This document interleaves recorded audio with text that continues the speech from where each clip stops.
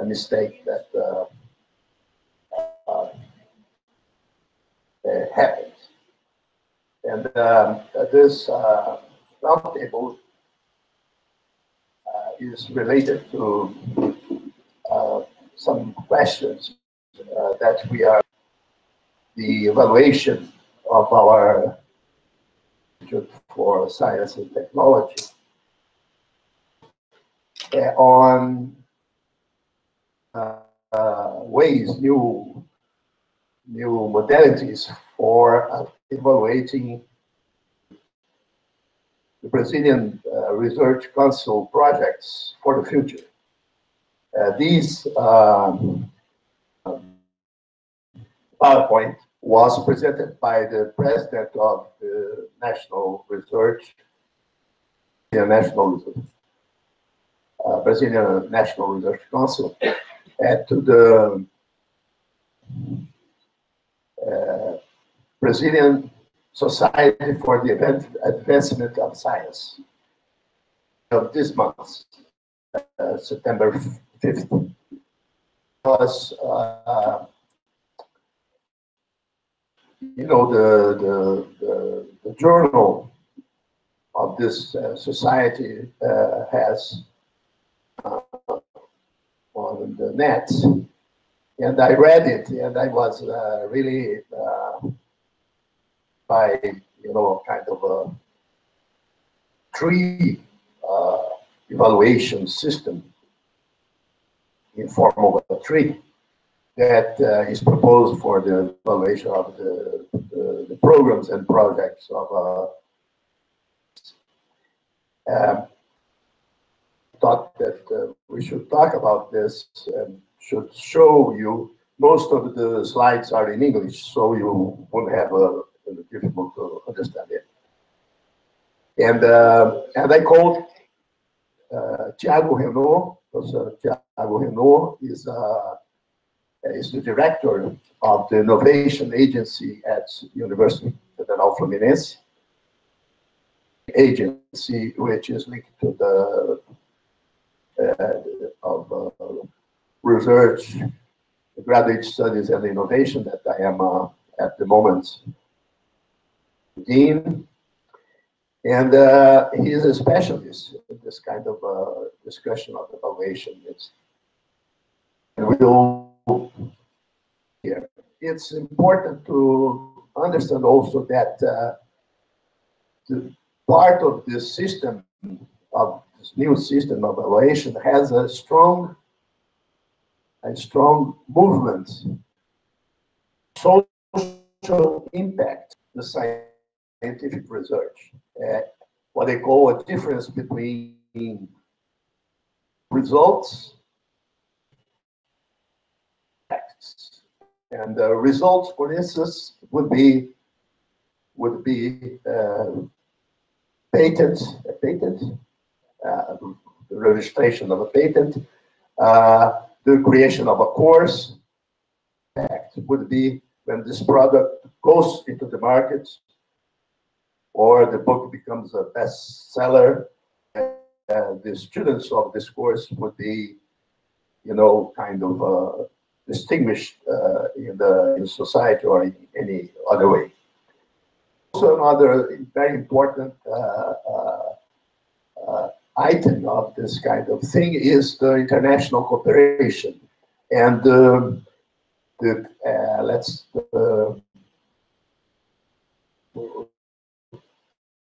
something with foreign researchers. Most of this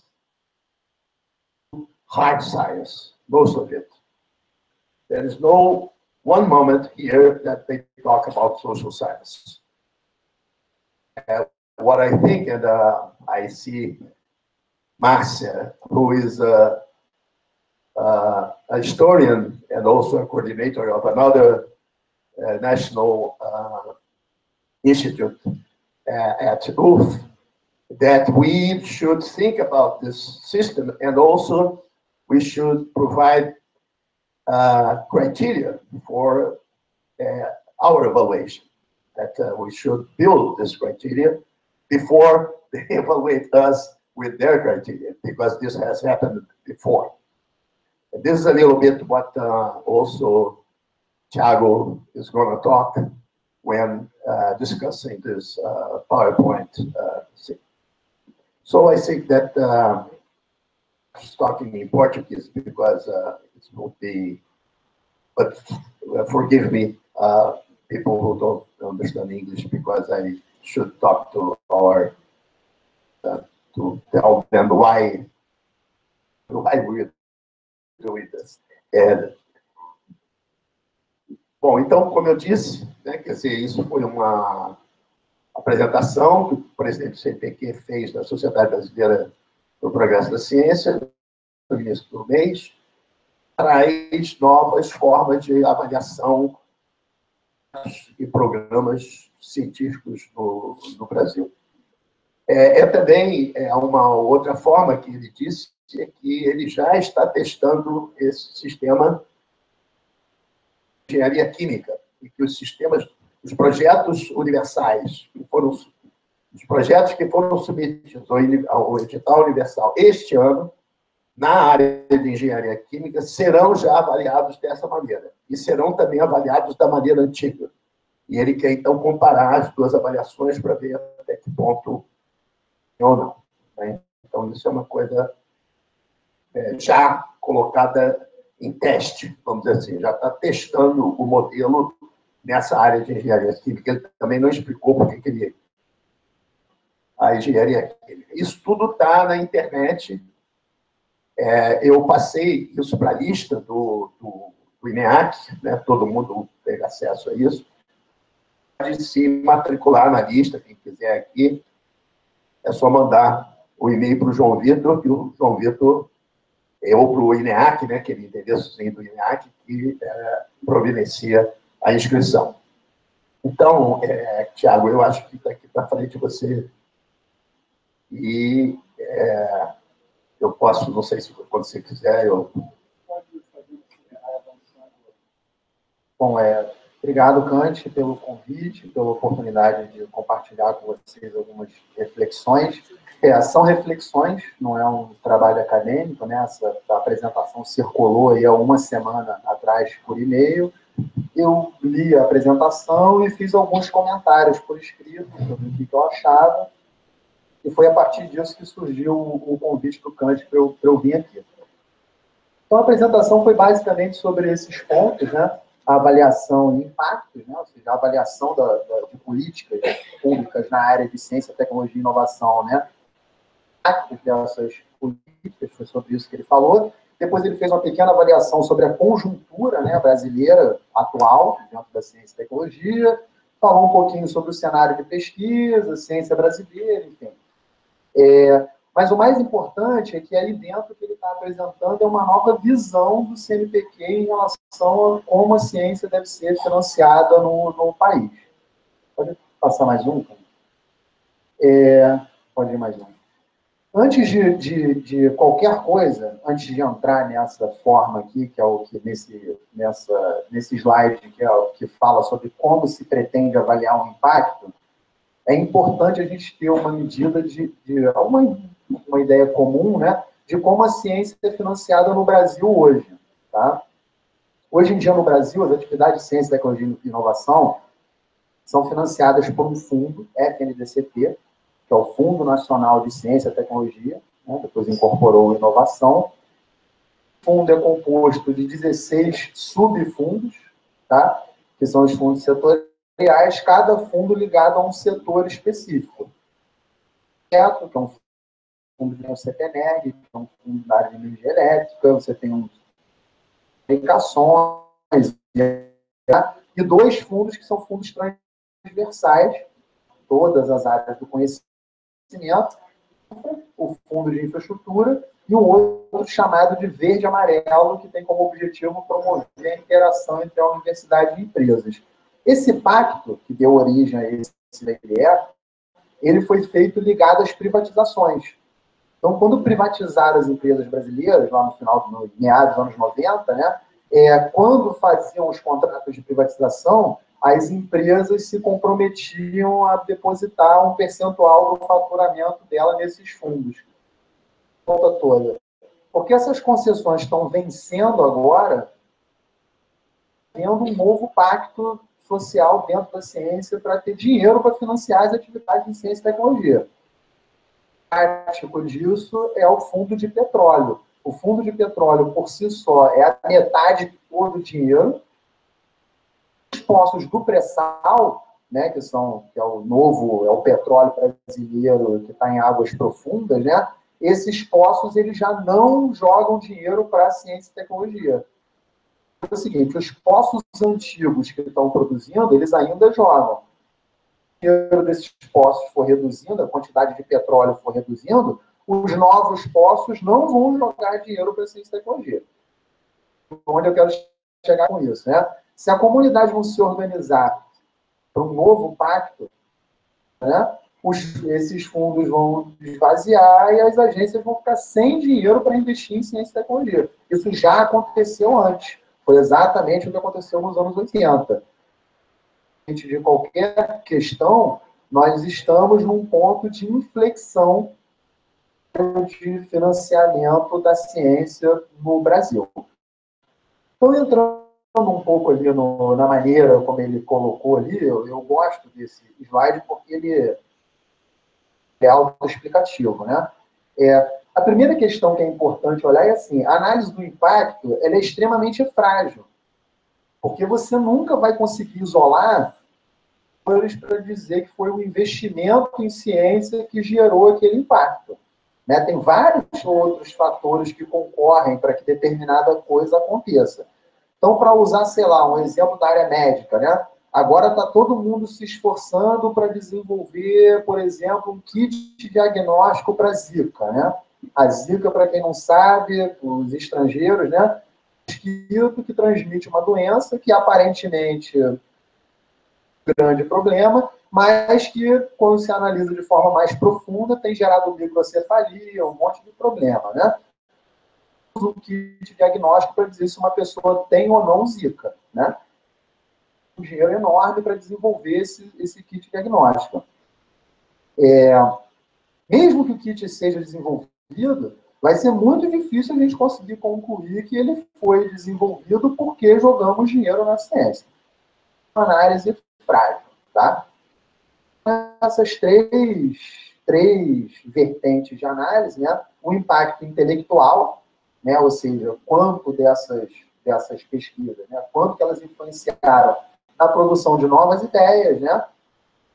Quanto que elas tornaram a humanidade mais sábia, né?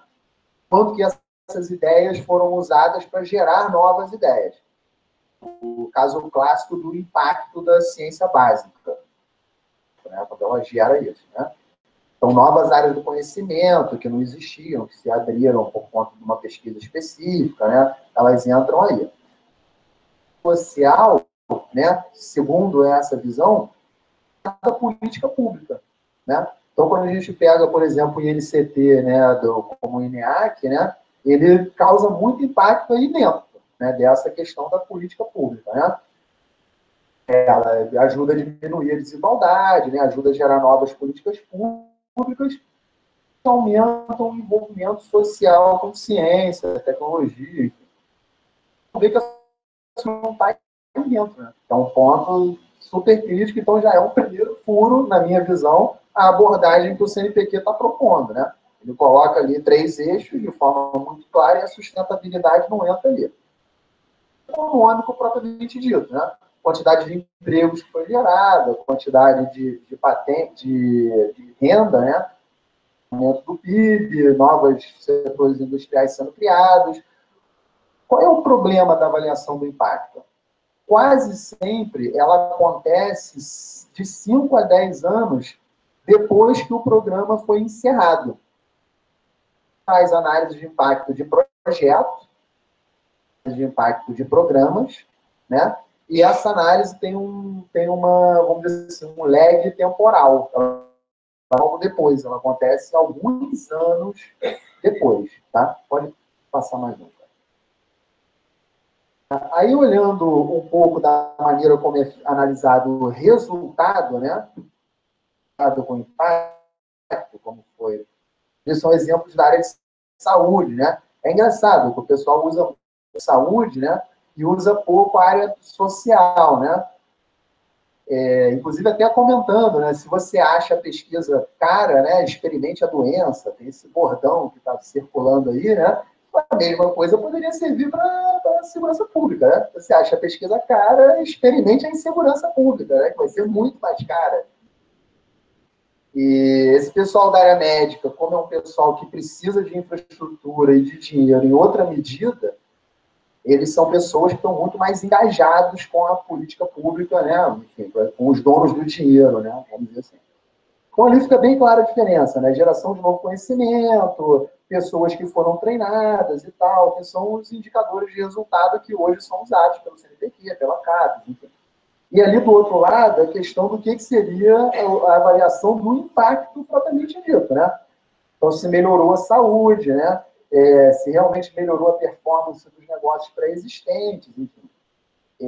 É muito frágil essa análise de impacto. Ela é muito frágil. Uma pessoa querendo dizer que não, uma pessoa contra, que queira dizer que não tem impacto, né, pode entrar numa discussão eterna em cima disso, né? Dizendo que não tem impacto nenhum e com argumentos bem convincentes. Pode passar. E é bem claro que é da United Kingdom, né? Da Grã-Bretanha. Tem aquele ali, ó, Attracting verdade. Global Business and Non-United Kingdom Funding Services. É um modelo inglês. Bom, aí vale até uma nota, voltar um pouquinho, fazer uma digressão. Por que o inglês, né? É uma coisa que vocês podem se perguntar. Por que o modelo inglês? Eles tiveram uma discussão enorme para convencer o parlamento de que o parlamento deveria continuar botando dinheiro na ciência, né? E aí teve um físico que fez um relatório desse tipo, né? E que, vamos dizer assim, teve um impacto muito grande quando ele apresentou esse relatório no parlamento. E aí a Inglaterra começou a ter uma política clara disso, né? Inclusive promovendo a criação de uma empresa, FIS, né? Então, eu até convido vocês a dar uma olhada. Essa empresa é a empresa que faz a avaliação de impacto para o governo inglês e para vários outros países da União Europeia. É uma empresa privada. Né? Então, eles, vamos dizer assim, delegaram para uma empresa privada essa avaliação. E eles argumentam que isso torna a avaliação independente. Né? Não sei como, né? Porque essa empresa depende do dinheiro do governo, né? Então, dependendo da maneira como ela avaliar, pode ser que o governo não queira mais financiar aquilo. Eu não vejo que independência é essa. Mas criaram uma empresa para fazer isso. Então, esse, enfim, é mais um que fala, né, que quais são os pontos de atenção. Percebam que ali embaixo, está vendo que está escrito Battelle ali embaixo? Ali. Aquele negócio escrito Battelle ali, olha lá embaixo, ó, azulzinho. Aquilo é uma empresa também. Aquilo é uma empresa americana especializada em gerenciar laboratórios públicos. Cara.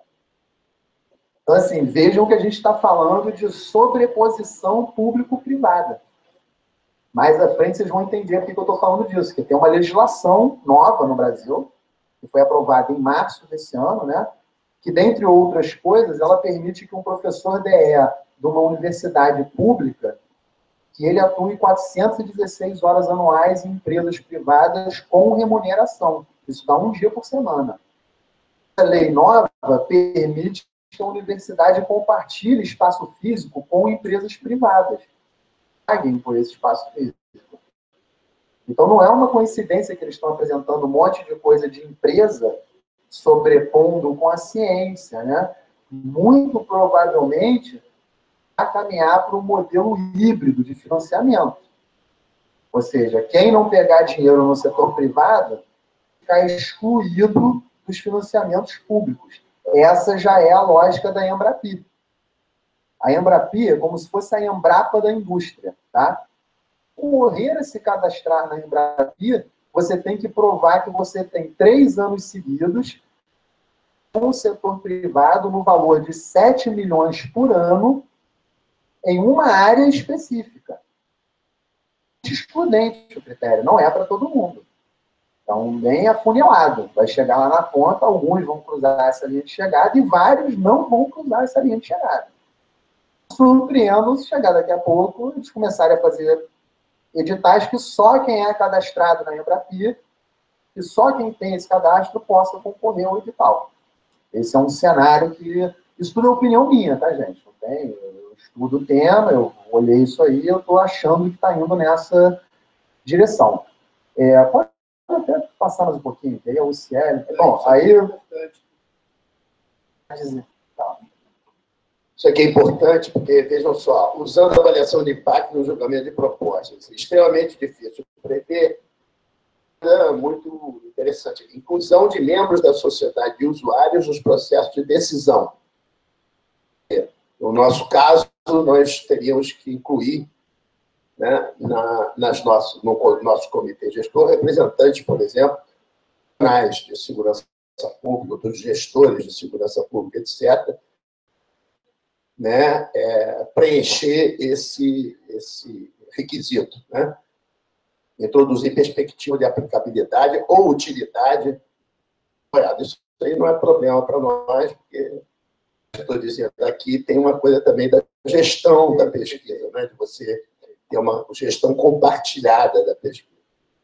Colocado, né, pelo Kant, a introdução de novos pares no processo de avaliação vai modificar profundamente a maneira como ele é feito. Há resistência, né? Quando criaram os fundos setoriais, por exemplo, só para citar um, que é o Fundo de Petróleo, ele deveria ter representantes da indústria lá, né, decidindo quais seriam os investimentos dele. Isso não fluiu da maneira pensada.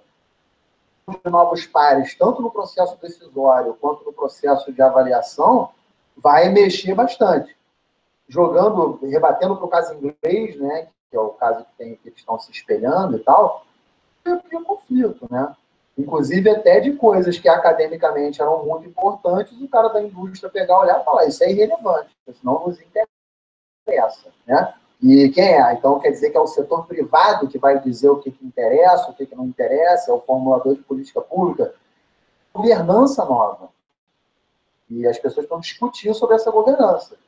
Porque se não houver uma governança clara, isso vai ser apropriado. A agenda de pesquisa por alguém que não vai ser a academia. Esse caso é um caso interessante, né? Que ele está falando de scanner, osteoporose, scanner de ossos, né, para osteoporose, né? Não é minha área, então se alguém for da área eu falar uma besteira, desde já me desculpo. Mas ele coloca ali, né, desde o primeiro paper feito em 63, né, até, enfim, né, o negócio ser incorporado pelo National Health System, né, lá, no caso específico. Vocês veem que tem um lag aí de 30 anos, né? Isso é assim mesmo. Não é, né? O próprio caso aqui do INCP, a gente hoje tem um departamento de segurança pública na UF, né? Mas você pegar a história disso, não começa com a criação do departamento. A história disso começa lá atrás, ela culmina com a criação, é uma etapa importante, mas não é o início, né? E por isso é que é muito difícil você fazer esse tipo de análise, porque como é que você vai controlar que foi aquele impacto 30 anos depois, né, com todos os outros acontecendo?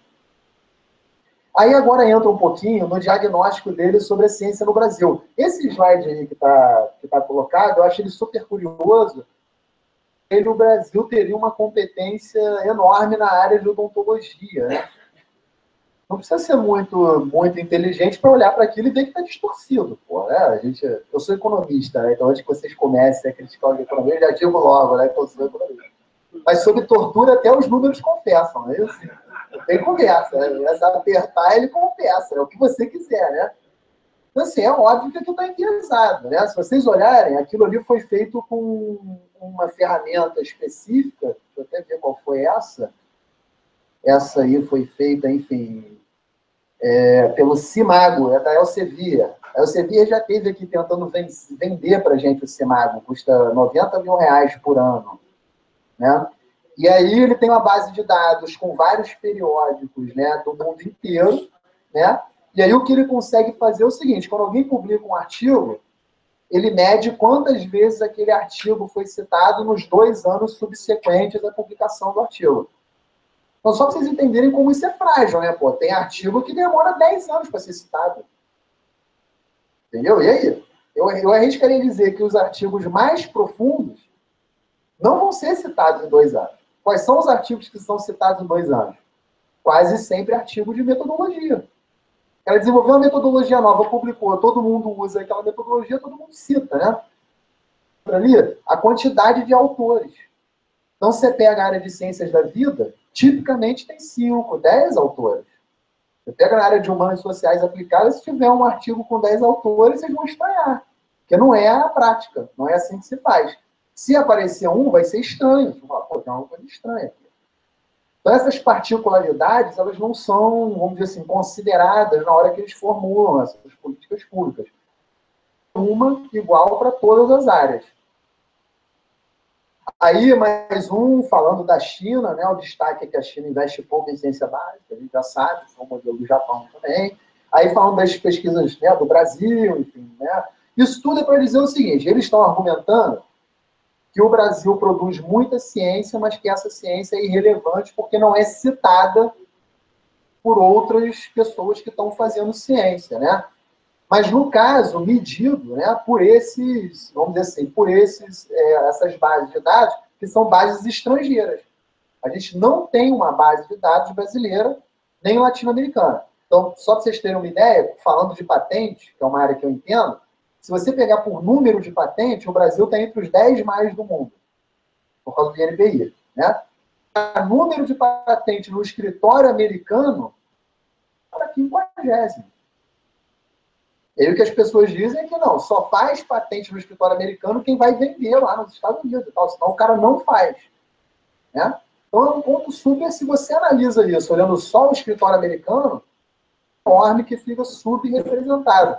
Eu tenho a impressão que a área de humanas sociais aplicadas, ela é como se fosse um iceberg, tem uma pontinha que aparece, um negócio enorme que não está sendo considerado nesses dados aí, né? Aqui, mais dados estranhos, né? Segundo esses dados aí, a Federal do ABC, né, é a universidade, a 23ª universidade do Brasil com mais impacto, né?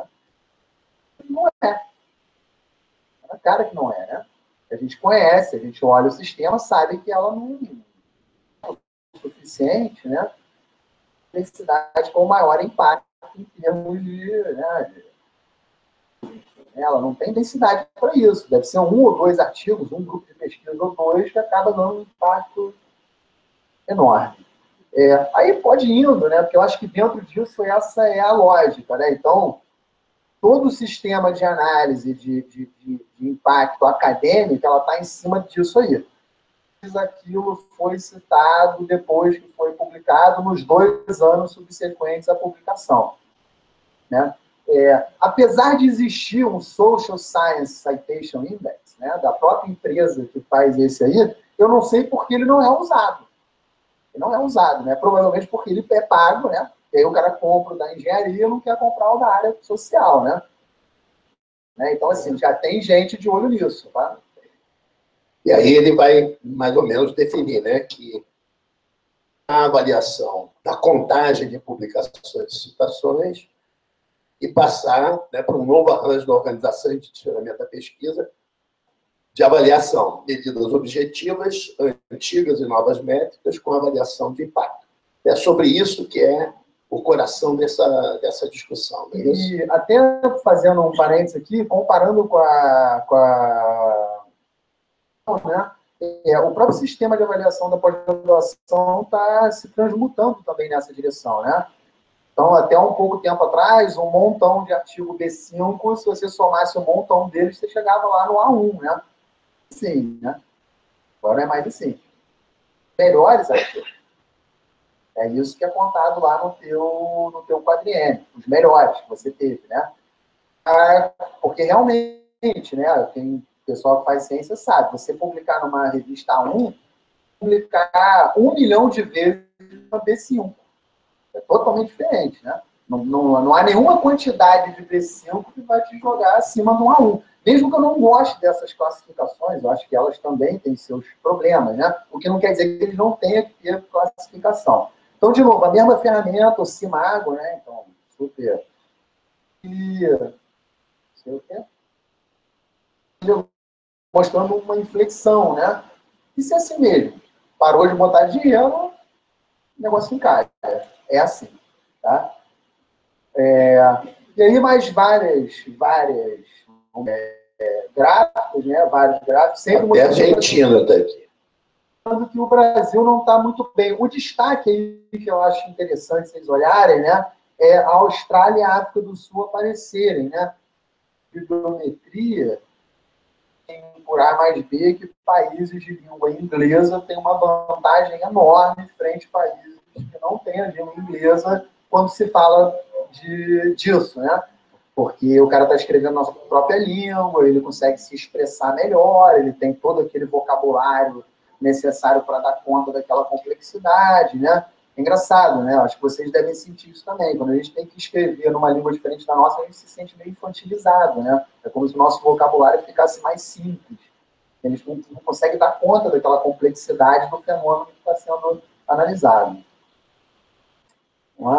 Está vendo que todos eles têm o logo ali do Insights, né? Que é a ferramentazinha que ele usou para fazer isso, que é uma ferramenta que não considera artigos da área de humanas sociais aplicadas. Pode ir, lá na frente tem um momento específico que ele usa o índice de humanas sociais aplicadas. Bom, aí a colaboração internacional, eu acho que esse é um ponto que, né, a ciência internacional ela é interessante, está que todas as universidades vão fazer ciência internacional. Esse é um ponto muito importante. Ele vai acabar gerando um monte de caricaturas se achar que todo mundo vai fazer isso. Algumas vão ter relevância local, outras vão ter relevância regional, e umas poucas vão ter relevância nacional e internacional. E o cara que é regional, ele não pode se achar inferior ao cara que é nacional e internacional. Não pode. A gente tem que criar de uma maneira, né, que todos sejam valorizados dentro da sua missão. Tá? Pode ir? Bom, aí, papers mais citados, enfim, né? Beleza, e aí pela argumentação dele aqui, tem 4 áreas que o Brasil... Volta ali um. Volta umzinho só. Ali tem 4 áreas, né, que ele diz que o Brasil... Não é isso não, ele foi mais, né? Mais um. Tá. Tem uma hora que... Aí. Ele diz o seguinte, ó, ele olha aí ele fala o seguinte, ó, olha aquelas áreas lá de cima, né? Matemática, ciências da terra, biologia e engenharia. Olha como o Brasil produz muito mais nessas áreas do que na área de humanas sociais aplicadas, linguística e interdisciplinar e tal, né? Como produz mais, vamos botar mais dinheiro lá porque as outras áreas convertem menos, né? Esse raciocínio é falho. É falho. A minha opinião é enviesada porque eu estou num auditório lotado de pessoas da área de humanas sociais aplicadas. Não, se tivesse só engenheiro aqui, eu ia falar a mesma coisa, tá? Não, eu ia falar. Meu mestrado, doutorado é engenharia, eu convivi com engenheiros, enfim, né? Então eu sei que as contas podem ser distorcidas dependendo do que você quer apresentar, né? E aí, esse gráfico aí, né, ele resume, é o resumo da ópera, né? Ele resume exatamente a direção que a coisa vai. Aí pode ir mais, quando ele fala ciência, enfim. Aí normalizando, comparando o Brasil com algumas outras, acho que isso não é tão relevante. Bom, aí falando dos institutos de pesquisa e universidades, que tem mais citação. Mesma coisa, né? Enfim. Bom, aí é uma coisa interessante, né? Que aí é um livro também norte-americano que tenta atacar essa coisa do ciência básica versus ciência aplicada. Ele diz que essa discussão é irrelevante, ciência básica e aplicada ao mesmo tempo. E aí o exemplo que ele dá é o do Pasteur, né? Em que no eixo vertical você tem o avanço do conhecimento e no eixo horizontal a relevância para a aplicabilidade, né? Então ele diz que o Pasteur lá ele avançou no conhecimento e desde o início já inventou uma coisa que tinha aplicabilidade, né? Ele diz que o Bohr lá, o físico, né, ele avançou no conhecimento, mas o que ele desenvolveu não estava pensando em aplicabilidade. O Edison não se preocupava em avançar no conhecimento, só queria aplicabilidade. E aí o que ele diz é que aquele quadrante ali, que não se avança nem no conhecimento, nem na aplicabilidade, é o quadrante que a ciência brasileira está. A gente precisa avançar nisso. Esse é o argumento que é usado. Mas é isso mesmo, volta lá, está escrito lá. Quadrante cheio no Brasil, não é isso? Bem cheio no Brasil. O presidente do CNPq, é isso que ele acha, né? Então, eu vou propor coisa para vocês, né, porque realmente, daquelas setinhas ali, porque na visão dele, ele não está avançando nem no conhecimento. Por que não está avançando no conhecimento? Porque ninguém cita os trabalhos que nós publicamos. Avançando na aplicabilidade. Porque, apesar de tudo, o Brasil continua com problemas econômicos, com problemas sociais e tal, e que não há um sinal claro de melhora desses indicadores. É um discurso simplista, né? Se deixar rolar, isso não vai terminar bem. Mais um. Exemplos, a rede de Zika no Brasil, exemplos com questão de Israel, enfim, né? Exemplos bem, vamos dizer assim, bem específicos, em áreas bem específicas e que muito provavelmente não são replicadas para outras áreas. Cara, o Brasil tem coisas fantásticas. O programa de AIDS no Brasil existe porque lá na FRJ alguém pegou, quebrou lá a patente do AZT, descobriu como é que produzia e produziu. É por isso que existe, né? Mas você não pode querer comparar um programa da área de saúde com um programa da área de segurança pública, de recuperação de memória social, ou de enfim. Você não pode, você está comparando banana com maçã. Né? E aí agora é a hora do novo formato. Então ele dá esse pano de fundo inteiro, né? Para dizer e tal, para chegar nesse momento aí. O que o CNPq pretende fazer daqui para frente, né? Então, esse aí é que é a tal da árvore, né? Aí pode até descer mais um, que aí na árvore ali, eu acho que ela fica mais. Essa é que é a tal da árvore. Não dá para ler nada, mas eu vou ler aqui para vocês. Ele divide do azul para o vermelho, né? E aí, no vermelho da esquerda, está escrito capacidade da pessoa de gerenciar projetos, né? Então, o que ele quer olhar é o seguinte: o que você já fez até hoje? A altura que você tem para o que você é capaz de fazer para frente, né? É razoável, né? Uma pessoa que nunca fez um projeto de pesquisa, né? Queria começar com um projeto de 1 milhão, é mais razoável você conceder 1 milhão para alguém que já fez alguns projetos de 100 mil, 2 mil, ó, o cara sabe fazer, não vou botar 1 milhão na mão de alguém que não fez nada, né? O segundo, né, o outro quadradinho, é proposta que tenha mérito. E aí, olhando o mérito científico, né? Tá aqui, ó. E aí, ele se subdivide em outros pedacinhos, né? De impacto. O cara, quando avalia o seu projeto, ele avalia o potencial que o seu projeto tem. E aí, 5 a 10 anos depois, a avaliação de aquele potencial de impacto com o real. E se tiver um descasamento muito grande daquilo, né, ele vai dizer o seguinte: ó, pô, esse cara não performou bem. Porque quem viu o projeto dele lá atrás achou que tinha um potencial enorme e esse potencial não se concretizou. De um lado está alinhamento com as estratégias públicas de CTI. Ele não quer e o que você está propondo, né? Isso é assim mesmo. Quem dá o dinheiro define a agenda. Esse não é um ponto crítico, tá? Eu acho que é mais fácil só apontar ali, né? Peraí.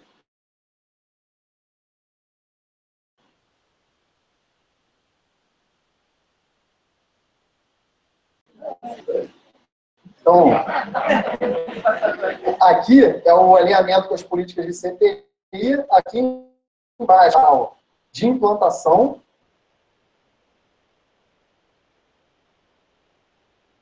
Aqui é potencial de implantação, foco em termos, e aqui potencial de difusão para a sociedade. Ele olha o alinhamento com as estratégias, ele olha esses pontos. Quando ele olha a questão do potencial de impacto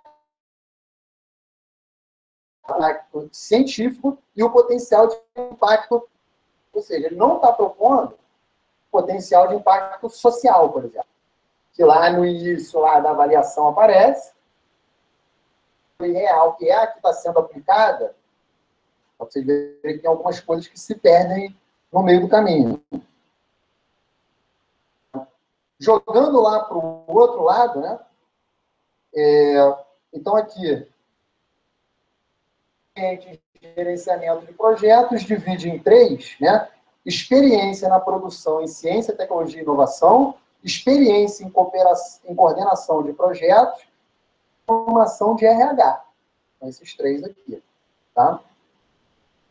Bem, que analisa várias coisas, mas que, mesmo sendo muito aberto, desconsidera a questão dos impactos sociais. Tem furo. E aí, aqui em cima, é mitigação de risco. Ou seja, ele quer saber se o cara, de fato, vai conseguir tocar aquele projeto, se aquilo vai ser feito, se não vai ser feito, se ele vai conseguir implementar o que disse que ia implementar. Então, vamos avançar um pouquinho, que eu acho que não... E depois ele abre esses slides aí em questões mais... Está vendo? A experiência na produção de CPI, da publicação, né, do registro de propriedade intelectual. Inclusive, nessa questão de registro de propriedade intelectual, gente, só para vocês entenderem uma das distorções, né, a submissão de uma patente vale a mesma pontuação que um artigo A1. Se eu virasse para vocês e falasse assim, ó, submete um artigo para a principal revista da área de vocês, são o máximo. E a patente demora 10 anos para ser avaliada. Então, aqui na UF mesmo, tem um monte de patente que foi submetida 10 anos atrás, está chegando agora o parecer do INPI, negado, não é novidade. Então, como se fosse um artigo A1 há 10 anos atrás, então a grana para manter essa patente, para isso e tal, e quando chega lá no final, você não ganha patente, porque a patente que foi gerado não era novidade. Isso tem acontecido assim, de forma recorrente. Bom, ali é o outro lado da árvore, né? O potencial de implantação, foco em termos específicos, né? E o potencial de difusão para a sociedade. Bom, aí ele começa a vender a metodologia, né? Primeiro a questão da transparência, né? Bom, transparente ela é, mas ela é enviesada. Vocês viram ali. O impacto social, embora apareça lá no início da apresentação, depois não aparece mais. E alinhamento com o contexto estratégico, né? Enfim, a tomada de decisão, como é que o CNPq vai... projetos ele vai apoiar num cenário em que bons projetos, né, vão ter que ficar de fora.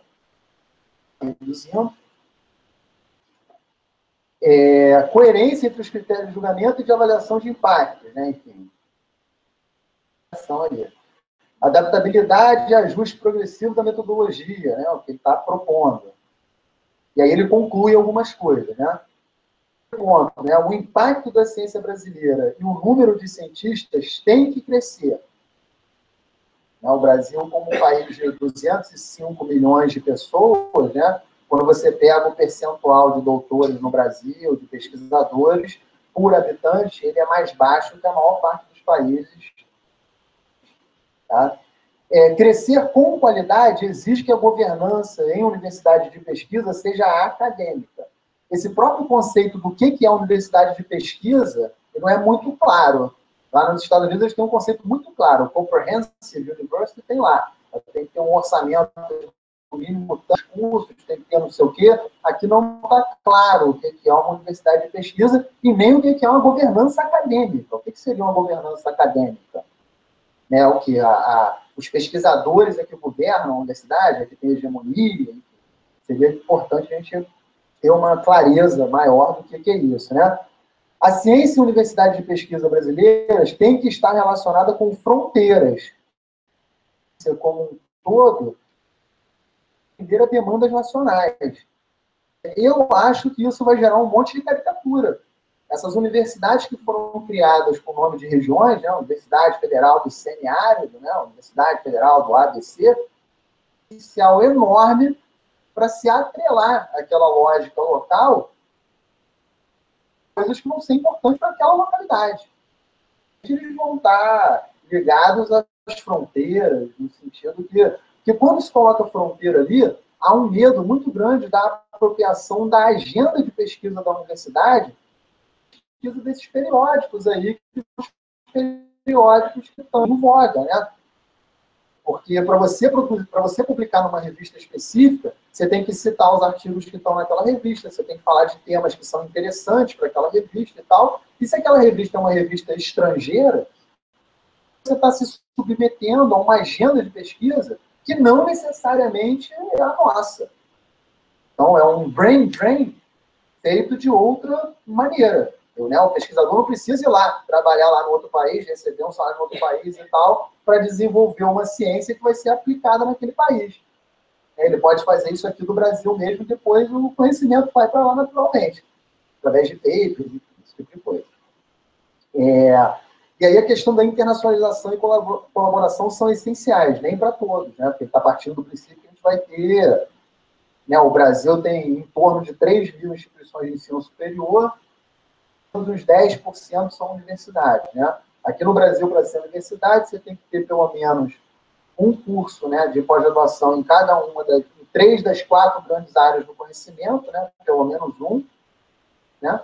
Em cada uma, em 3, né? Aí você pode ser universidade. Do contrário, você não é universidade, você tem título de universidade, né? E, então, para as outras instituições de ensino superior que eventualmente queiram fazer pesquisa e tal, como é que ficam aí, né? Pode passar mais um? Acho que acaba aí, né? Bom, e aí a gente acaba a apresentação dele, eu fiz alguns comentários avulsos, acho que a gente pode abrir, né, Cláudio? Se alguém quiser comentar, perguntar alguma coisa, ler o texto aí, né? Antes eu queria só ler aqui, na notícia do jornal aqui, diz o seguinte: a nova avaliação não tem prazo para ser implementada. O Conselho está realizando um piloto com um comitê de assessor do CNPq, né, de Engenharia Química, que aceitou fazer uma dupla avaliação de projetos. Uma pelo método clássico, outra pela nova proposta. O Chamovitch conta que até o momento já foram observadas algumas diferenças nos resultados, principalmente nos projetos considerados medianos, aqueles que não estão entre os melhores e entre os piores. Que essa avaliação é meio norma, dependendo da aceitação dos CEAs e da mobilização favorável científica em geral. Depois, sobre a recepção, né, em relação à implementação da nova proposta de avaliação, a presidente da SPPC assinalou a importância da discussão entre todos os atores envolvidos, com especial atenção às sociedades científicas. Em sua opinião, a nova proposta de avaliação, embora interessante, coloca algumas questões preocupantes, pois da forma como já são feitas, apesar de não se aplicarem percentuais, observam todos os requisitos colocados. Minha preocupação é uma camisa de força do processo de avaliação, impondo números, refletir a qualidade, tirando a visão crítica da análise conjunta por pares. Pondera a presidente da SPPC, alertando para a importância de se refletir sobre os critérios propostos. Aí depois tem várias outras opiniões e tal, e ele disponibilizou, né, isso na internet, de onde eu tirei todo esse material. Bom, então, quer dizer, o que eu quis trazer aqui para vocês foi isso, em função, inclusive, desta avaliação que foi feita do nosso INCT, né, que nós estamos últimos, né, da área um pouco, né, tanto nós quanto nós somos o 6º e o 7º. Chamou a atenção que o Chamovitch, numa palestra que ele dirigiu no encontro da SPPC lá em Porto Seguro, na universidade lá que tem lá, essa universidade nova, ele disse que, da área de ciências humanas, né, o único que ele apresentou um resultado foi aquela classificação feita pelo Jorge, né, das ações afirmativas. Né. Então, eu pedi a palavra para dizer que o nosso ICT também tinha feito outras realizações, né, inclusive criado cursos, né, de graduação, etc., que estão dentro da universidade, que havia as pessoas não podiam se autoavaliar, né? Eu estava me autoavaliando e tal. Aí depois eu conversei com ele em particular, ele disse que não queria dizer isso, queria dizer outra coisa, etc. Mas eu achei estranho, inclusive, porque esse INCT que produziu o único resultado que não está entre os 100 primeiros aprovados, né? Ficou lá embaixo, está entre os 256, mas não está. Então, eu fiquei achando que havia assim, uma certa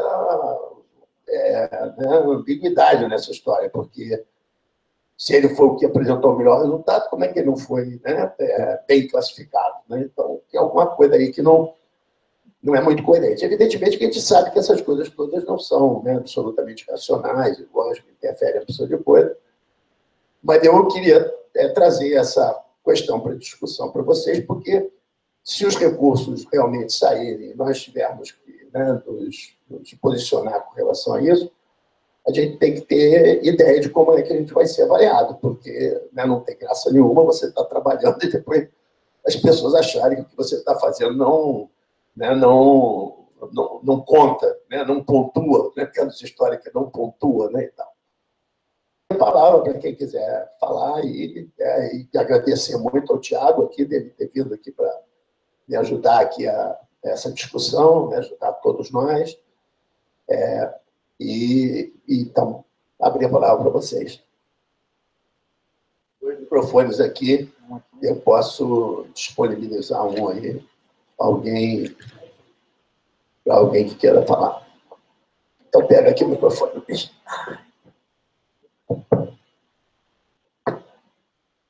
Eu achei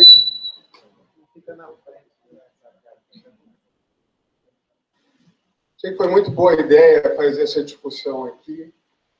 De fato, isso é uma fonte de grande preocupação para todos nós. Eu tinha uma pergunta e um ou dois comentários. A pergunta é que, quando nós fomos avaliados aqui por uma equipe do CNPq, responsável por avaliar os INCTs, pelo que eu me lembro, tanto do que eu li à época, como do que nos foi dito à época, o INCT tinha sido muito bem avaliado, inclusive na dimensão do impacto. Né? Quer dizer, não só a produção científica, mas também foi muito realçado o impacto social, as atividades de extensão. Então, a minha pergunta se há alguma informação do CNPq de como nós fomos bem avaliados no impacto lá e agora fomos mal avaliados no discurso do CNPq, do presidente do CNPq, em relação ao impacto. O impacto para ele foi só o mapa do INCT do José Jorge. Bom, um comentário também é que esses indicadores de impacto de revista têm um peso muito pequeno nas humanidades em geral. Pegar as revistas que têm mais impacto no mundo, as de ciências sociais, de antropologia, por exemplo, o impacto é muito menor do que nessas outras. Então, há uma diferença clara aí de produção diária, independentemente do local onde se produz, por várias razões. Uma delas, talvez a mais óbvia, é a diversidade de interesses e de problemas, não só no mundo, mas nas várias sociedades, mas também nos interesses dos vários nichos de pesquisadores que fazem pesquisa de bom nível. Então, não sei como isso está sendo no CNPq. E o outro comentário, de fato, é difícil pensar em fatores de impacto na nossa área, impacto social, eu quero dizer, que não sejam ligados a coisa.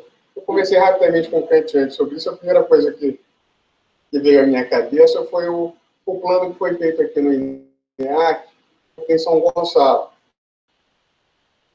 Isso parecia um indicador óbvio de impacto. Então, eu estou com uma dificuldade de entender também o que poderia ser concretamente considerado impacto para o CNPq. Bom, vou começar pelo final. Eu não sei, né? Tudo isso que você perguntou, eu não sei. Mas eu tenho conjecturas a respeito. Essa última coisa é mais fácil. De acordo com o que eu estou entendendo, que foi dito aí, quer dizer, fazer o plano é um resultado. resultado. Agora, esse plano funcionou, né? Quer dizer, ele diminuiu lá o que ele queria diminuir, que seja lá o que for que ele quisesse diminuir, os acidentes, os homicídios, os roubos, blá, blá, blá. Quer dizer, veja bem, o plano ser executado, e como ele é executado, e se ele é executado, não é nosso, não é problema nosso. É problema da prefeitura, né? A prefeitura encomendou o plano, fez o plano. Agora, se ela executou, não executou, segundo bem, como é que eu vou agora vai responsabilizar o Instituto por isso? Então, estou dizendo assim, é uma coisa... Então, por isso que eu acho que isso é uma coisa de alta complexidade, porque você teria que ter uma, né, de alguma maneira, uma cogestão, né, no uso do resultado para você poder ter responsabilidade, ou que tem participação, etc., nisso. Então, é muito complicado. Na nossa área, inclusive, né, nem se fala, porque, como disse a Jaqueline aqui na parte da manhã, não é isso? Quer dizer, em São Paulo, a polícia não fala com os pesquisadores, não fala com os pesquisadores, proibido falar com os jornalistas, etc. É um negócio muito difícil, né? Quanto a essa questão, a sua primeira questão, eu também não sei, porque essas avaliações foram excelentes, todas elas, foi o único instituto que conseguiu a difusão, a transferência de tecnologia para a universidade, através dos cursos, né, que foram criados. Essa ideia de que, eu não sei, não posso te dizer. Tá? O presidente do CNPq mudou, né, que o ministro mudou, é isso, que alguém pegou e botou lá esse negócio, porque, né, só posso dizer isso, não tem nenhuma outra explicação, entendeu? Houve uma mudança, né, de ideias e tal, e coisa, ou talvez, não tenho a menor ideia, mas a única coisa que eu digo é isso, que mudou, né? A gestão do sistema todo mudou.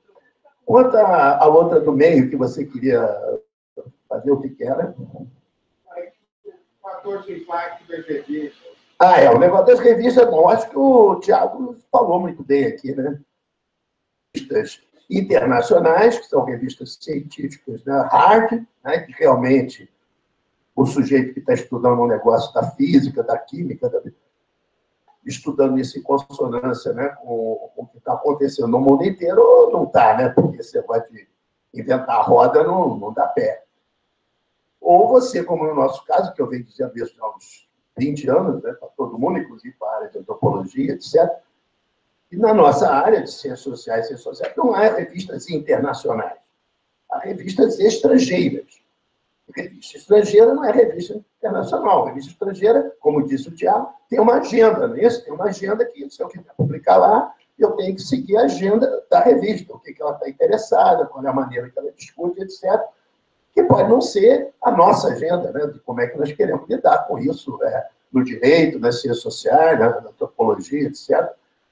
Então, é muito... Por exemplo, quando eu estava lá no CIAD do CNPq, pessoas que trabalham com sociedades indígenas têm uma produção estupidamente diferenciada em termos de revistas internacionais, né, ou seja, de revistas estrangeiras, do que o resto dos antropólogos. Simplesmente porque as sociedades indígenas despertam um interesse internacional, né, e todo mundo publica, traduz o livro em alemão, em japonês, em chinês e tal, coisa que ninguém vai traduzir livro sobre polícia brasileira em alemão, em chinês, coisa nenhuma, porque não tem ninguém lá interessado nisso. É isso? Então, é um exemplo assim, bem claro, né, de que tem uma área da antropologia, por exemplo, que é altamente lida. Mas daí ela não é sobre o Brasil, ela é sobre sociedades indígenas, que é um assunto, entre aspas, internacional, né? Porque essa questão é internacional, não é uma questão nacional, não é uma questão brasileira, né? Não é uma coisa de política indigenista brasileira, é só sobre as sociedades indígenas. Então, é isso que evidentemente que nós não podemos nunca nos situar dessa maneira, mas o problema, que aí que eu acho, é que esses critérios vêm como já vieram antes, né, com uma camisa de força, porque também quando essa coisa do julgamento dos artigos, de A1, D1, não sei o que, essas coisas todas, a gente reclamou, disse, pô, e os livros? Não vai avaliar os livros? Aí, né? Aí sempre teve ligado a essa coisa e tal, na comissão dessa coisa de avaliação de livros e tal, aí disse que tinha que botar o peso dos livros, livro bom, livro ruim, né? Como é que livro... Que também é uma maluquice, o sujeito manda 500 livros, 1000 livros para um sujeito avaliar em 3 dias. Ninguém avalia livro assim, né? Não é possível.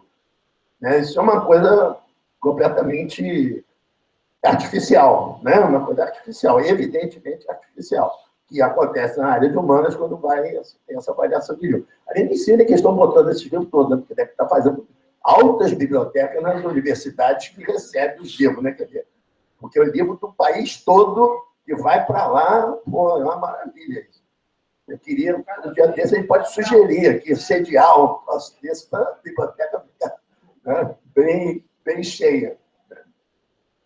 Mas então é isso, quer dizer, evidentemente que há a ideia minha aqui, ontem com o Luiz César, né, do Observatório da Metrópole, seria nos reunirmos aqui para a gente tentar ver se a gente, com política pública, né, e na área de ciências sociais, ver se a gente começava a pensar na produção de alguns critérios nossos, né, que a gente já pudesse colocar como, vamos dizer,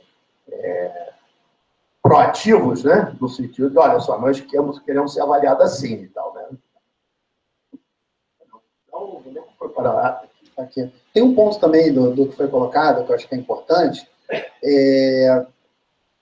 Esse novo cenário ele implica numa sobreposição da esfera acadêmica com outras esferas, entendeu?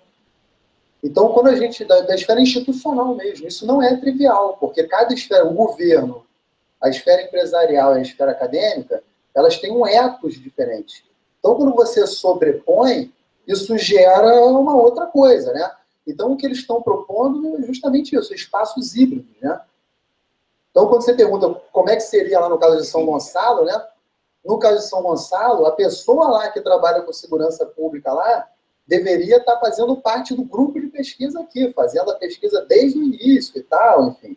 Que não é um cenário muito... Os caras, de repente, não estão nem interessados nisso, tá? Com outra agenda, com outra coisa, enfim.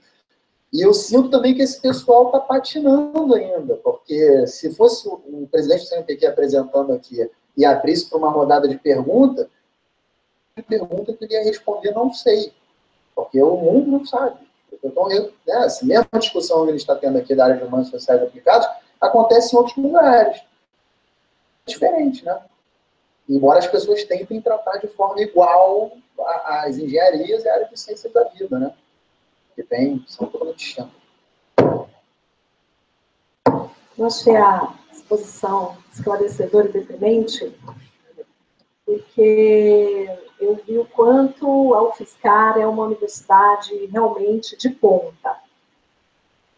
Porque na UFSCar, o nosso reitor, que acabou de ser eleito com a nova reitora, o pró-reitor de pesquisa declarou que a linha de frente da UFSCar vai ser captar recursos com empresas. Né? Ele falou isso, a comunidade de professores caiu em peso, fez altas campanhas contra eles, mesmo assim eles ganharam a eleição, porque tem uma pontuação lá esquisita, um algoritmo lá que pesa os votos, e eles ganharam só em uma categoria e levaram a eleição inteira. É tipo...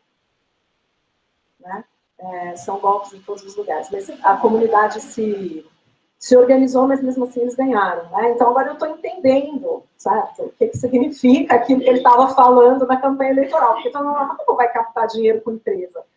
Agora eu estou entendendo que é um pensamento de ponta, né? Um pensamento avançado e antenado com o tempo de mudança. Então o que eu queria dizer é o seguinte, que o cenário que vem pela frente, né, sermos proativos para ter, né, algum documento, alguma discussão minimamente organizada e que passe pelas nossas sociedades, eu acho fundamental, porque, por exemplo, fórum de pró-reitores, que foi uma coisa importante no momento anterior, adaptações, inclusive na política de avaliação, né, pró-reitores eu tenho a impressão que vão ser esvaziados por conta do momento político que vem pela frente. Então, eu acho que, assim como aconteceu a eleição não UFSCar de uma agenda de direita que eu estou falando é isso, né, investimento privado, e não políticas sociais, e não inserção social, e não desenvolvimento local, e etc., né? Eu tenho a impressão que essas agendas vão perder eleições. Outra agenda que vai estar amparada por uma política nacional vai ganhar eleições, não vai acontecer só no fiscal. Então, esses fóruns de pró-reitores tiveram um papel importante, não sei se você concorda comigo, Cante.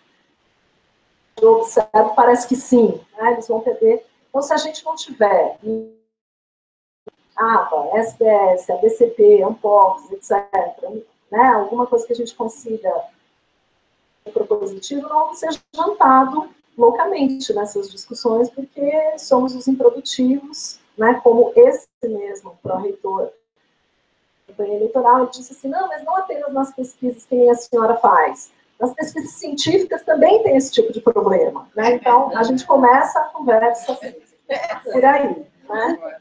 Então, é isso. Eu queria dar só esse depoimento, entendeu? De que isso já está ganhando realidade nas universidades. Fazer um parênteses da fala da Coreia. Bom, o negócio do relacionamento com empresa, cara, eu acho que a gente tem que se organizar para ter uma governança de como isso deve ser feito. Assim, se não tiver uma governança de como isso deve ser feito, se apropriar da agenda. Entendeu? Eu acho que é um caminho inevitável, mas tem algumas ações de mitigação que a gente pode ter para o assalto não ser completo, entendeu? Para ter algum... Tem, aqui também.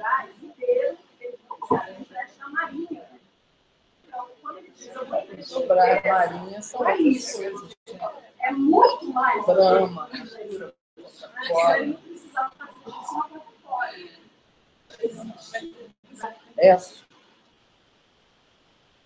Eu fui contemplada com esse tema, mas até agora não vi questão nenhuma. Então, na verdade, eu tenho uma equipe que está esperando há quase 3 anos. Há 2 anos eu tive uma reunião de Cielo, durante 5 dias. E o Cielo, como todo mundo sabe, se tornou quase que um elemento, né, de definição dos artigos. E lá na reunião do Cielo já tinha sido dito que as áreas humanas têm médio impacto de 7 a 14 anos, enquanto áreas de exatas de 2 a 3. Mas é óbvio que o governo sabe disso. Né? Se eu sei, o governo sabe. Então, não é essa a questão. A segunda é o pesquisador receberam 2 anos do CNPq para falar sobre autoplágio. Aí eu respondi dizendo que a autoplágio é um erro filosófico, histórico e do direito, porque não existe autoplágio na legislação, nem pode existir, porque o conhecimento é sempre um processo contínuo.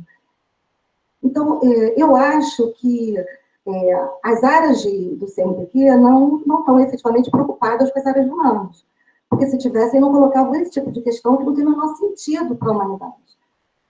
Eu brinquei na hora, quando teve uma reunião na UFRJ, por causa de sistema de avaliação, eu falei, bom, se um biólogo escreve um artigo com 5 formigas, e 2 anos depois um artigo com 10 formigas, ninguém reclama, porque as pessoas pressupõem que aquilo ali é um adensamento da pesquisa. Enquanto a área de humanas tem que construir o seu material, que é a língua portuguesa, totalmente nova, para não ser confundido com um texto repetitivo, etc. Bom, eu acho que a gente perdeu também quando aceitou o sistema de avaliação de revistas. O que eu falei na economia, junto com o médico, é de que agora é mais difícil inovar, porque você precisa o tempo todo se adequar às revistas que, na verdade, querem determinadas formas de redação, atendendo, por sua vez, o interesse das revistas. Então, é verdade que as revistas Qualis 1, elas estão negando jovens pesquisadores. Então, para impulsionar a sua revista, eles aceitam, realmente, pelo menos isso na área de história, já vi acontecer 5 vezes, pesquisadores sêniores, porque são os pesquisadores sêniores que puxam a legitimidade da revista, o que é, obviamente, mais uma vez, uma distorção, né? Quando, na verdade, talvez, e muito provavelmente, um pesquisador jovem pode estar trazendo uma inovação que provém do pesquisador sênior, né? Mas isso já aconteceu, pelo menos, com 4 revistas no Rio de Janeiro. Então, eu acho que as áreas humanas têm que se posicionar rápido, né? Quer dizer, eu sempre fico esperando a ABA, porque a AMPU é demorada, né? Faz uma reflexão histórica. que às vezes perde tempo, né, para a resposta. Mas eu acho que a gente tem que, primeiro, desconstruir essas bases de avaliação, que elas efetivamente não servem na confusão entre uma política pública e a forma como essa política pública efetivamente é constituída no cenário real de uma prefeitura, no qual Kant, eu e nenhuma torcedor do Flamengo tem. Então, uma coisa é o projeto e outra coisa é a realidade desse projeto. E eu acho que as áreas que estão mais voltadas para humanidades, elas vão sofrer efetivamente uma quebra, isso já não está acontecendo só aqui, só no Brasil, a não ser que a gente responda a isso com alguma proposta efetiva. Eu, por exemplo, penso em construir uma revista internacional. Se é para poder ter impacto, eu faço uma revista sobre propriedades, entendeu? Que entra boa parte das coisas envolve a questão da propriedade intelectual, envolve a questão da propriedade territorial, etc., se é o caso de eu me preocupar daqui a 6 anos de ter uma prova do impacto, né? Mas o que a gente vai ter claro, a gente tem que ter claro é que tipos de avaliação nós vamos querer ter. Não interessa aqui se a avaliação vai ser generosa para comigo ou para com Kant, mas que tipo de avaliação as áreas de humanidades podem produzir efetivamente e que seja radicalmente diferente das áreas de exatas. É isso, por exemplo, que foi um seminário 3 semanas atrás, exatamente sobre sistemas de avaliação, onde as pessoas falavam isso, quer dizer, como é que a gente vai produzir sistemas de avaliação para uma área, né, carece de um rigor na avaliação, que a gente acaba sendo muito refém de uma avaliação que não se sustenta minimamente. Quer dizer, como é que você vai ser avaliado por um pares A, né, deixando de fora os novos pesquisadores que efetivamente poderiam produzir uma interpretação mais avançada.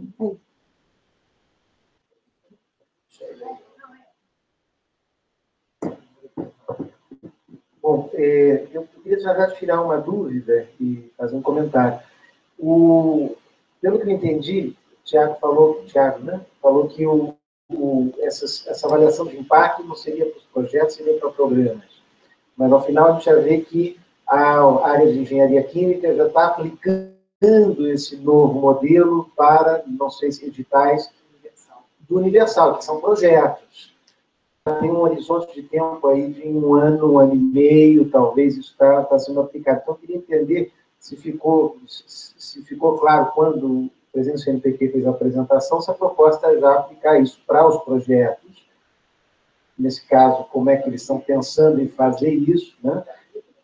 Para aplicar já nos projetos, então, né? Quer dizer, então, mas aí como é que você casa com essa ideia do impacto? Quando ele falou para os coordenadores de NCTs, ele falou que era para os programas. Não sei o que e tal, que era da FAPESP, não sei o que, dos programas. E agora é dos projetos. Eu também achei, quando ele estava falando que era de programa, era conversa, porque quem que vai fazer o negócio do programa? Ou seja, para avaliar o programa dos INCTs, por exemplo, né? Que seria um programa, né?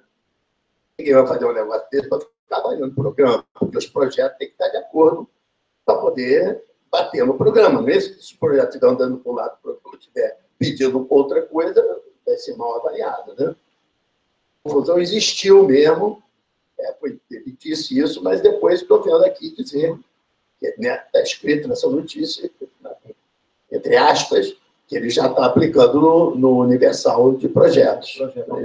Então, confirma a minha impressão, e aí, a partir daí, minha sugestão. Eu acho que essa mudança, de fato, as coisas mudaram, estão mudando muito rápido, né? Muito rápido. Então, de fato, eu acho que é necessário a gente se organizar e tomar algum protagonismo nisso para não ser levado presa. E aí eu penso, basicamente, que acho que me ocorrem 2 coisas importantes. Uma seria a gente avaliar quais são as lacunas, os problemas que essa proposta traz para a nossa área. Acho que o Thiago já levantou algumas, mas se eu conseguisse botar essas coisas no papel mais sistematizado, um bom canal para a articulação disso é o Fórum de Ciências Humanas, está, mas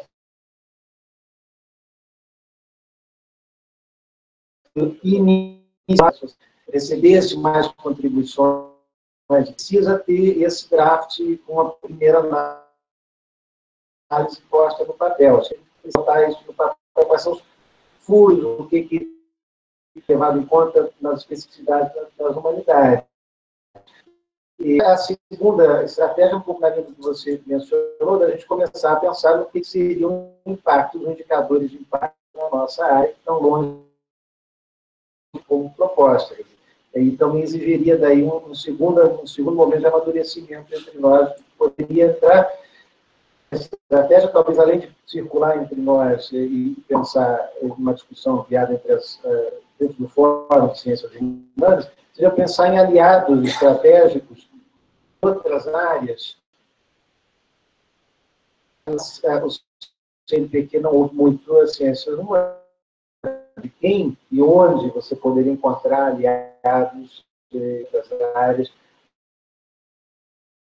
para essa discussão e essa proposta que venha a sair da área de humanidades. Ele pediu o microfone a Luciane e depois alguém... Alana. Então, Pedro, só um comentário rápido. Luciane e Pedro. Todo mundo falar. Bem, eu queria fazer um resgate histórico aqui em homenagem à Márcia. Lembrar, Kant, eu estou vendo isso como uma crônica de uma morte anunciada, né? Ao contrário do que falou o Daniel, eu acho que não está indo rápido. Está anunciado há muito tempo. E aí eu lembro, Kant, não sei se você lembra, lá no Valonguinho, trabalhadores de PIBIC, e nós tivemos uma discussão pesada do CNPq sobre a avaliação da iniciação científica. Por quê? Porque se avaliava banner. E a gente argumentava que o texto, nosso produto não é uma tabela. E os nossos alunos não sabem fazer banner. Outras áreas faziam aquelas tabelas maravilhosas, gráficos fantásticos.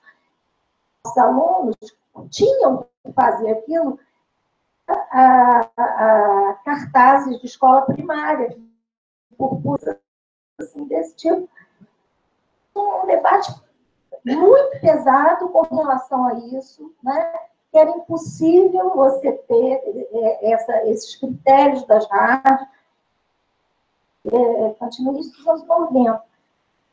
E outra coisa, o debate sobre a universidade a serviço da empresa também é muito velho. Na UENF, quando me aposentei daqui, a UENF é uma universidade muito nova, eu cheguei lá, ela tinha apenas 7 anos de existência, a partir dessas áreas, as áreas humanas começaram muito depois, 3 anos depois, e foi criada da pós-graduação para a graduação, e a empresa já estava lá dentro. E era uma discussão também como é que isso se faria com a incipiente área de humanas que estava sendo criada.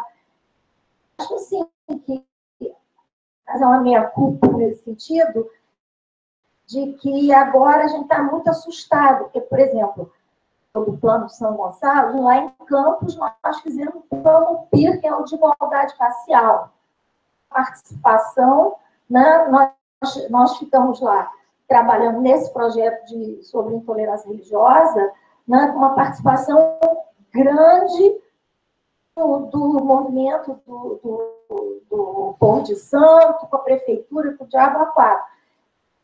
Plano de igualdade racial. Agora, é o caso, ele está lá, ele foi apresentado, fomos, inclusive, a Câmara dos Deputados e Vereadores, mas eu achava que isso já me pontuava como um impacto, o fato de eu ter trabalhado junto. Agora, você diz que isso aí também, eu realmente não sei. Agora, acho que a verdade é essa, porque desde os anos 90 isso já estava sendo colocado, que íamos acabar no buraco, estamos acabando. Luciane. Depois Pedro. Boa tarde a todos. Parabéns, Thiago, pela apresentação. Acho que é bastante esclarecedora. Eu pensaria aqui numa sugestão na linha que o Daniel estava dizendo, como uma estratégia. Estava dizendo que esse documento, né, a PowerPoint foi apresentado para o NCPs, né? Não. Foi apresentado para as associações científicas que fazem parte da SBPC. Pronto, então. O que eu disse é que ele fez uma palestra que não tinha esse PowerPoint do NCP, na qual ele, do programa, etc. Quer dizer, um resuminho disso aí, mas ele estava ainda elaborando isso aí. Ele disse que só estava em elaboração. E essa aqui foi em setembro, então ele levou esse tempo todo para terminar o projeto. Né? Claro. Então, me parece que essa sugestão de mobilizar as associações, provocando, então, né, já que essa apresentação foi pública, nessa direção proativa. E imaginar, como nós já disse, que desenvolveu um conjunto de coisas e compreendeu que isso era um impacto, mas não está sendo lido como impacto, de traduzir, então, esse impacto que a gente acha que é relevante, para que ele seja considerado. Então, fazer um plano, evidentemente, de segurança pública em São Gonçalo, ou plano de igualdade racial, em Campos, ou evidentemente que isso é, da nossa perspectiva, um impacto. Então, a questão é como é que a gente constrói uma narrativa que faça isso ser aceito, né? Bom, boa tarde. Obrigado pela explicação também. Eu tinha lido o PowerPoint, mas eu não tinha entendido dizer, sobretudo, aquele negócio do pastel. Porque, enfim, não é no PowerPoint. Bom, mas o que eu queria estender um pouco, eu não vou repetir o que, né, já foi tratado em relação à associação com o mercado, né, e as avaliações, mas pensar e o impacto, mas a questão da colaboração, porque muito consenso nas áreas de ciências sociais, do meu ponto de vista, sobre a questão de autoria. E nas ciências puras, vamos dizer assim, né, existe uma hierarquia, existe inclusive protocolos internacionais que definem isso. Né, o último item ali, estava até escondido, colaboração. O que significa essa colaboração? Porque também eu fico pensando, a minha esposa é engenheira e trabalha num laboratório enorme lá no Rio e tal. Quando ela vai falar de colaboração, é muito claro o que significa. Olha só, o fulano de tal vai entrar aqui, vai ficar tantas horas, vai usar o equipamento, eu vou ajudar a analisar a amostra, e daí eu vou também ser coautora no artigo que ele produzir. Ética em relação a isso. E esses problemas de autoria, apesar desses protocolos, também dão problemas. Né? Enfim, então, o que significa essa colaboração? Né? Porque, à primeira vista, quando eu li isso aí, eu falei, pô, isso aqui tudo a gente já faz. Vai nos avaliar muito bem, porque impacto, ninguém tem dúvida que o que nós fazemos tem a ver com uma intervenção não só no mercado de formação, mas também nas políticas públicas de segurança pública, na questão da formação para a segurança pública. Colaboração, se a gente olhar a maior parte dos artigos, nós temos muitos artigos em coautoria. Que é uma coisa bastante natural, inclusive, entre os pesquisadores da rede. Você tem uma interseção muito grande. Agora, é isso que eles estão querendo dizer como colaboração, então acho que faltou traduzir um pouco isso daí, o que eles, do ponto de vista deles, estão... É só rápido. Bom, eu tenho uma visão um pouquinho diferente de algumas coisas que foram ditas aqui. Eu concordo com a Alana que esse processo está em cima da gente há quase mais de 20 anos, pelo menos. E nós sobrevivemos. Criamos cursos de pós-graduação, fizemos uma pesquisa atrás da outra, colaboramos, fizemos eventos, fizemos livros, está lá, um monte de livro. Entendeu? Nós produzimos, todos nós. produzimos, sobrevivemos e estamos sobrevivendo. Esse presidente do CNPq sobreviverá? É a pergunta que eu quero fazer.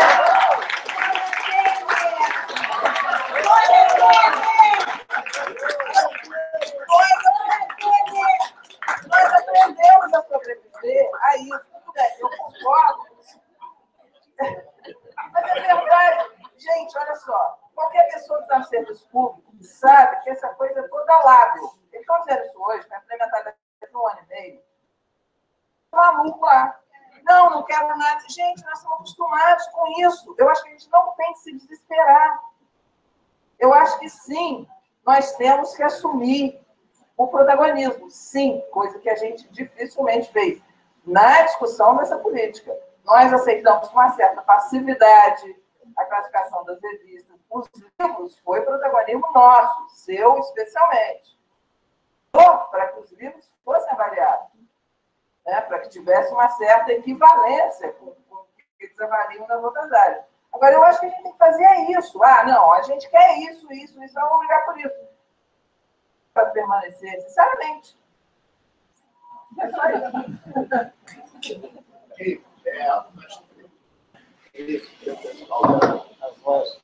Nós temos uma outra atividade aqui, eu não quero tentar um negócio, depois tem o pessoal da tradução também, que vai chegar aí, a partir de 4h30, né? Então, acho que a discussão aconteceu, né? Vamos ver o que a gente pode fazer com relação a essas...